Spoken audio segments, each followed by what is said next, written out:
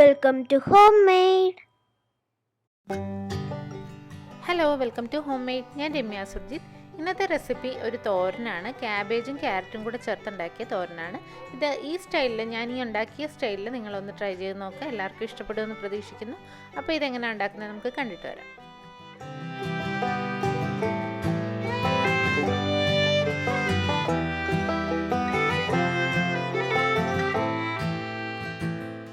ഇതിനായിട്ട് ഒരു പാൻ ചൂടാക്കാൻ വെച്ചിട്ടുണ്ട്. അതിനകത്തേക്ക് 2 ടേബിൾ സ്പൂൺ എണ്ണ ഒഴിച്ചു കൊടുക്കുക. 1 ടേബിൾ സ്പൂണോളം ഉഴുന്ന് ചേർത്ത് കൊടുത്തിട്ടുണ്ട്.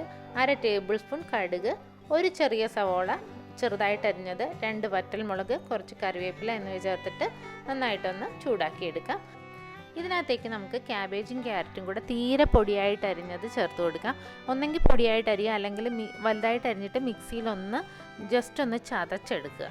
അപ്പം അതാണ് ഈ തോരൻ്റെ പ്രത്യേകത തന്നെ, ഒരു പ്രത്യേക ടേസ്റ്റാണ്. അതിനകത്തേക്ക് നമുക്ക് ആവശ്യത്തിന് ഉപ്പും ഒരു പച്ചമുളകും ചേർത്ത് നന്നായിട്ട് മിക്സ് ചെയ്തതിന് ശേഷം ചെറുതായിട്ടൊന്ന് മൂടി വെച്ച് വേവിക്കുക. അധികം നേരം വെന്ത് പോകാൻ പാടില്ല. ഇത് അതുപോലെ തന്നെ ഇച്ചിരി കടിക്കാൻ കിട്ടുന്ന രീതിയിൽ തന്നെ കിടക്കണം, അപ്പോഴാണ് ടേസ്റ്റ്. ഇതിനകത്തേക്ക് നമ്മൾ എത്ര ക്യാബേജും ക്യാരറ്റും എടുത്തോ അതിനനുസരിച്ച് ആവശ്യത്തിന് തേങ്ങ ഉണ്ടായിരിക്കണം. തേങ്ങ ചേർത്ത് കൊടുക്കുക. അതിനകത്തേക്ക് ഒരല്പം മഞ്ഞൾപ്പൊടി, മുളക് പൊടി, കുറച്ച് ഉപ്പ് എന്നിവ ചേർത്ത് കൈകൊണ്ട് ഒന്ന് തിരുമിയതിന് ശേഷം ഇതിനകത്തേക്ക് ചേർത്ത് കൊടുത്തിട്ട് പിന്നെ മൂടി വെച്ച് വേവിക്കാൻ പാടില്ല.